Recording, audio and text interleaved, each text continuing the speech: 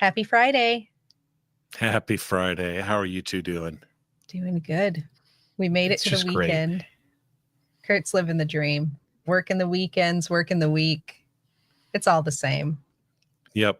One day. I realized yesterday that I could refer to these clips that we have as great clips, but that's trademarked. Oh, so you don't want to do that. Good point. And I don't need a barber, so. No, you don't need a barber. Not when you got that fancy head shaver. Yep, best $39 ever. Huh? Look at you. Huh? But when you do this, when you shave your head, I'm telling you, you can't get any clothing on. Especially if it's new, like a new sweatshirt. I can't even get a t-shirt. Oh, it's crazy. I can't even get a t-shirt on. It's like Velcro. You got to use like a lint roller after you put a new sweatshirt on. Get the fuzzies off. Nikki's just like, what did I get myself into? I just think this is funny and I'm enjoying myself very much. So middle-aged male hygiene. How are you doing, Craig? I'm doing good. Isn't that a soap opera? The Bald and the Beautiful. The Bald and the Beautiful. Yeah. So been working a lot on Epic. Can't believe it's coming in a week. So I've worked on that all day today. Definitely taking a couple days off next week to complete preparations, and it's going to be amazing. It's a crazy amount of work getting this much content organized in this time frame. It's a crazy amount of work, but it'll be all worth it. And people. There's a lot of people organizing going on because there's all the behind the scenes stuff that has to happen before the people can actually do their thing.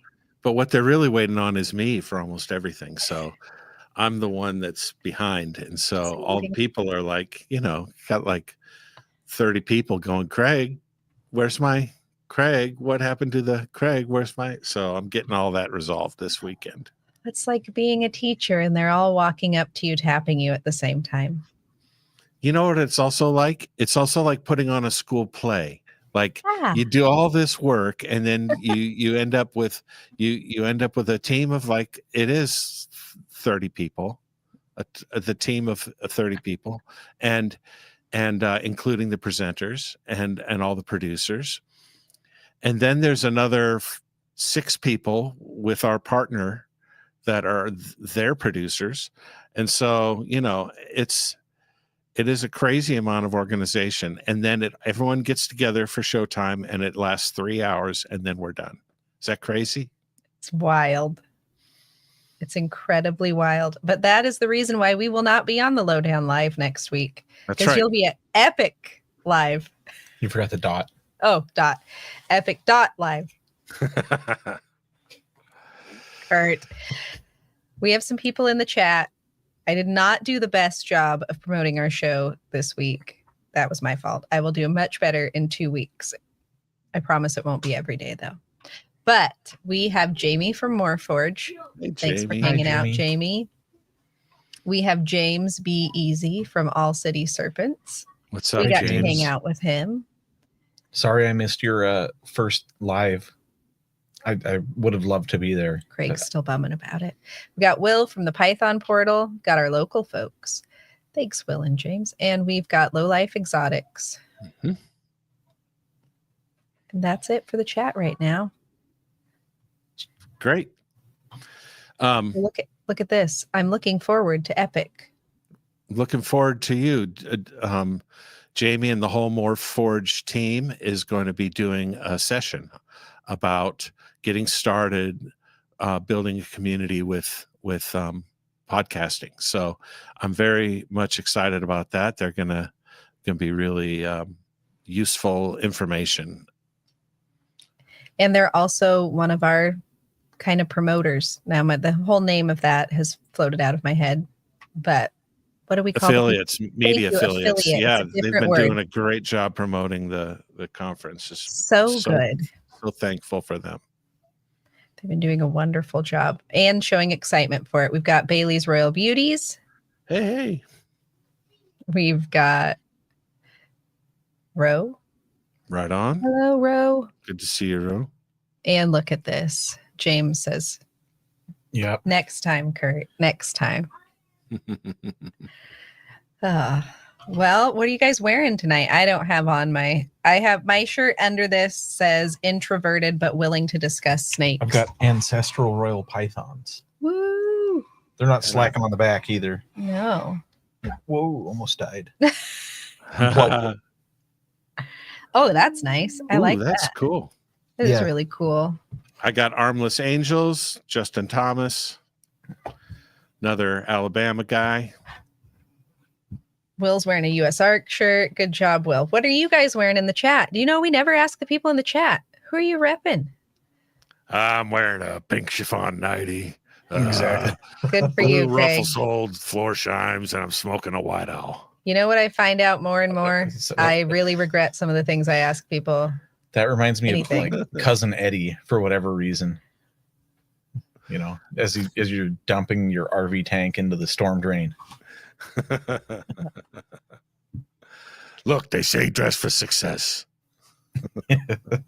Well, gonna be successful tonight because you're all here to watch some clips. Some clips from maybe lesser known people. I've been on a mission, as Craig and Kurt know, to find people that might not be very well known about. It's a tricky business, people, because YouTube always wants to show you everybody that is already well known. So this first one comes from a person called Herpmad Exotics, and they're talking about gargoyle geckos and the difference between yellow stripe versus yellow base gargoyle geckos.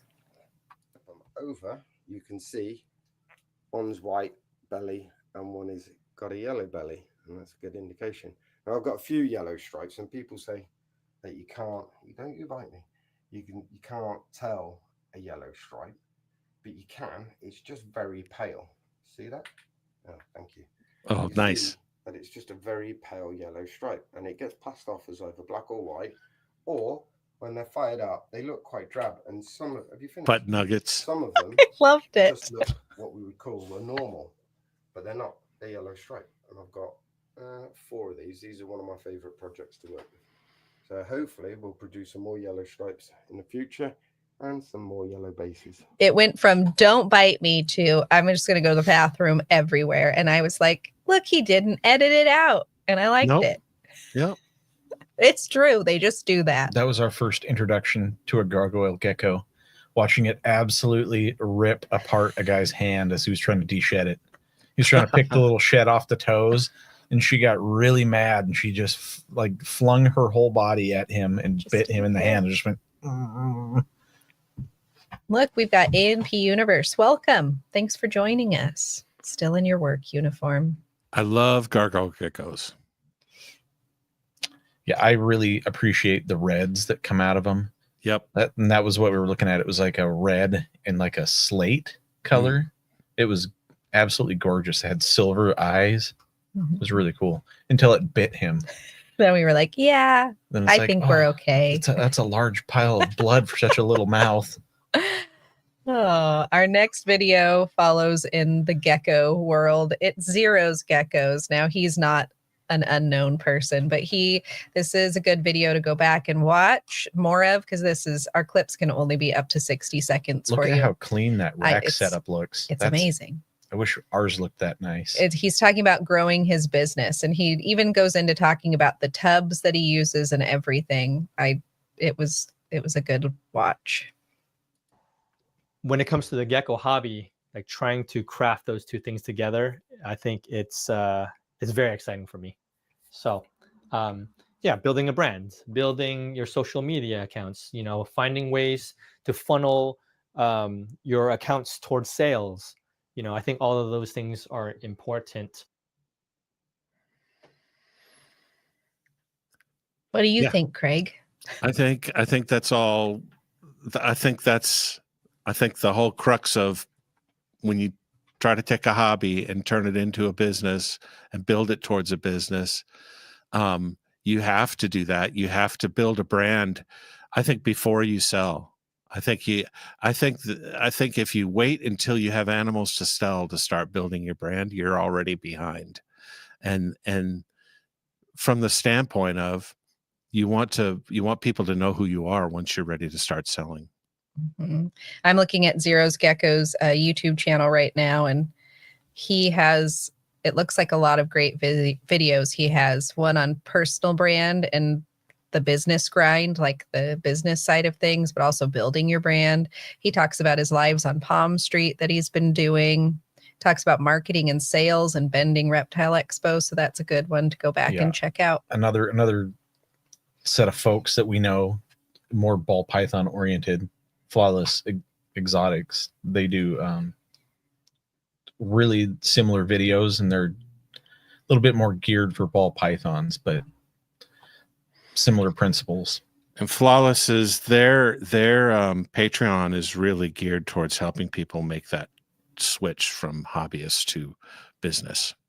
You know, they give a ton of great advice on that. Yep, and they use real world references. It's pretty fancy what they do. It is. They do make Shout great out to them. videos. Thank you guys.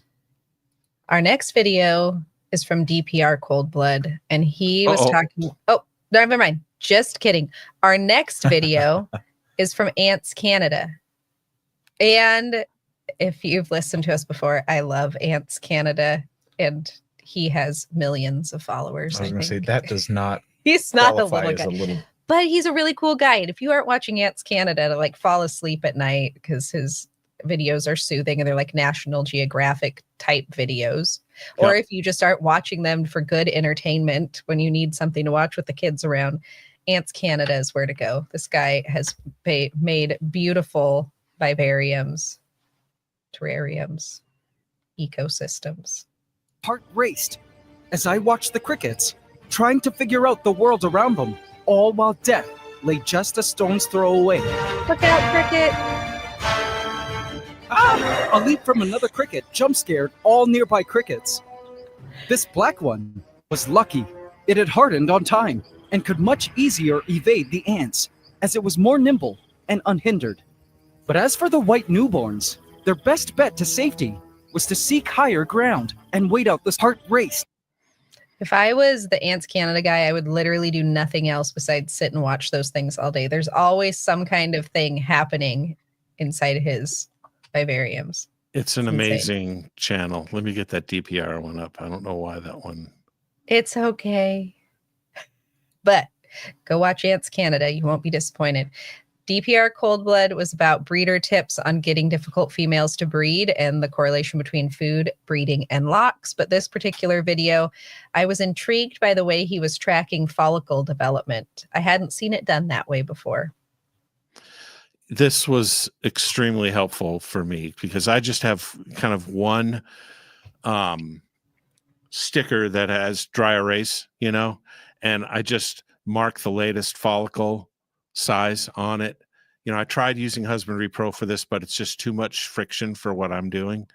And so I just started putting stickers back on my tubs to track follicle size, but he has a much more nuanced way to see the history of it.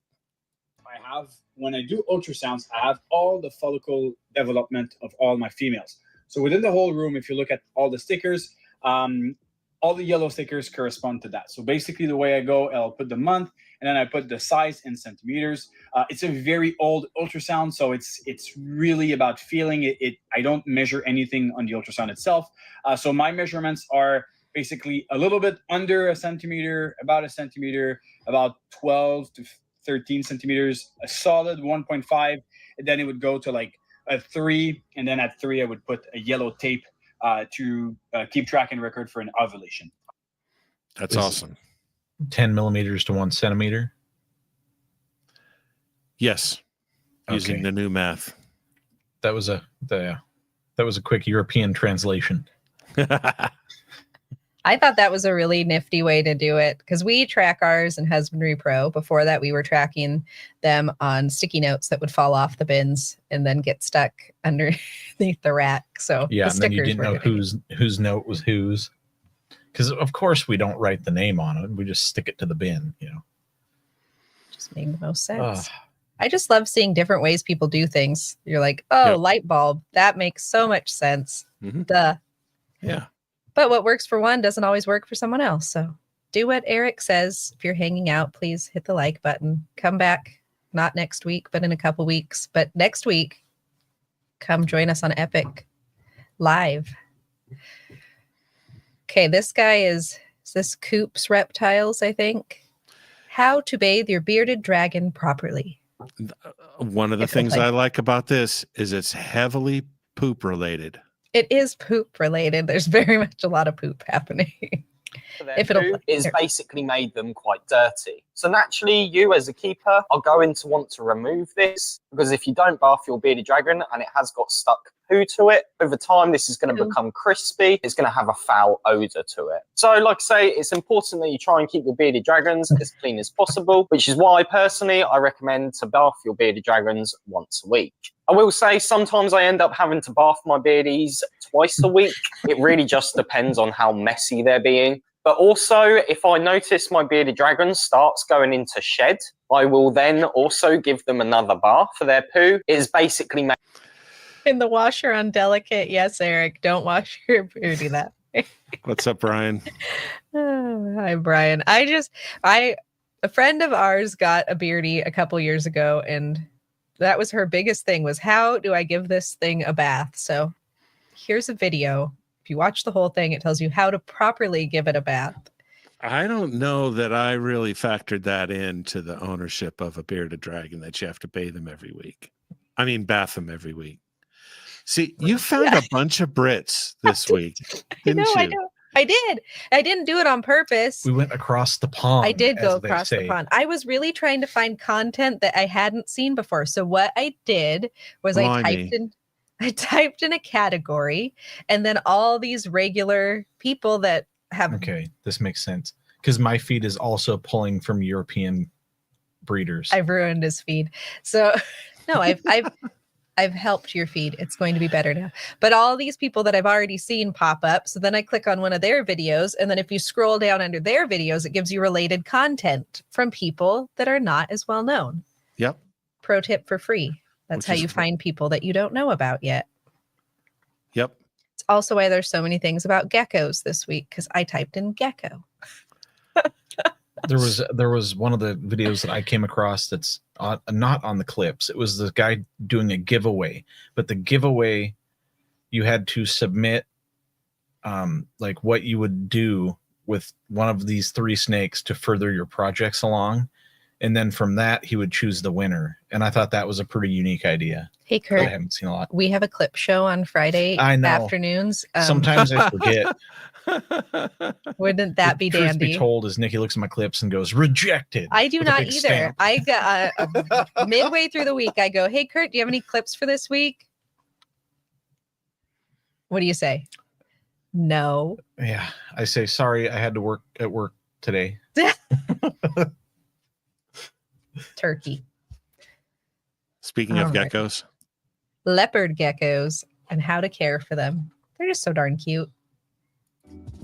One good thing that you can also do is simulate a day and night cycle. This is really easy if you do have an LED light as well as a heat bulb.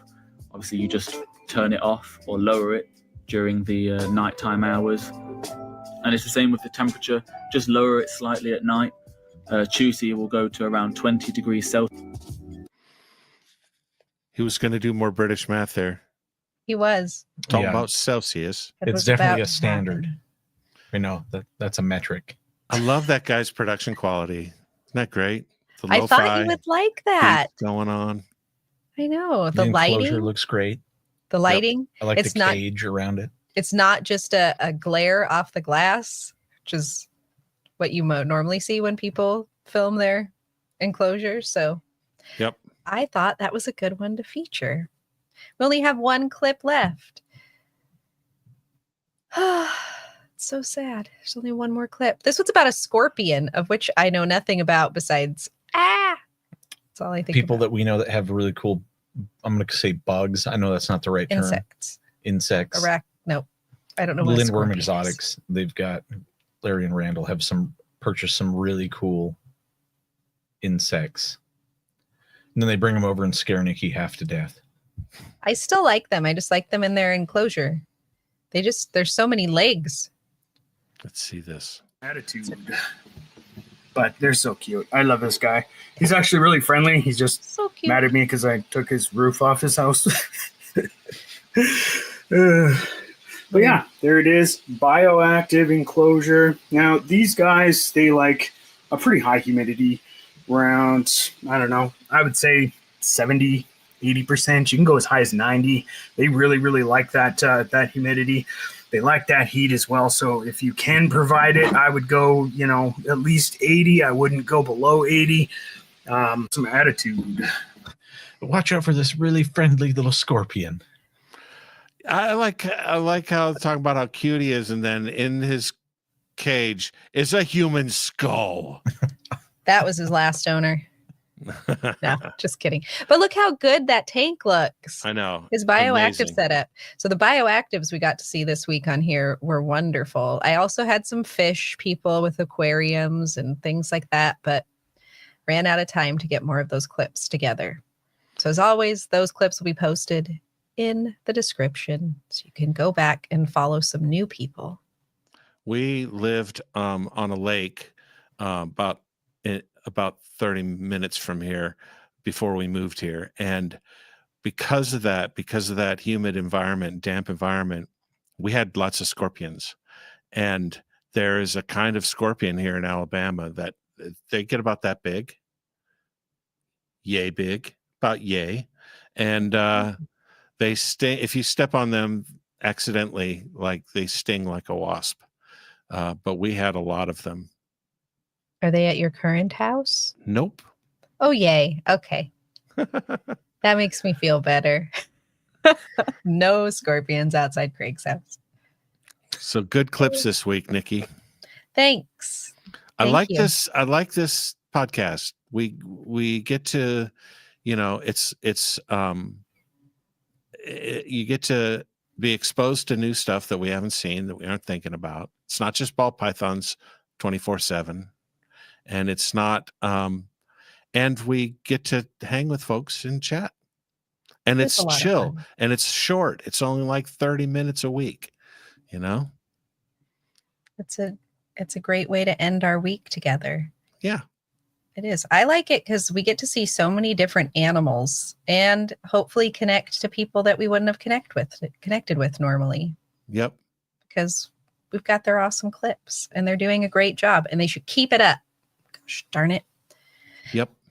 Hey, we have this wonderful thing about this show, that this conference that's coming up that I think you all probably have seen, but you need to watch it again because it's really important. So here we go. It's called EPIC, the Exotic Pet Industry Conference, and it's free to register at epic.live. EPIC is over 20 special guests across 16 sessions covering industry trends, marketing, branding, podcasting, and YouTube. EPIC is for pet keepers and breeders. It's for gecko and invert lovers. It's for snake and spider lovers. EPIC is for anyone who enjoys these amazing animals. Did I mention it's free? Register now at epic.live.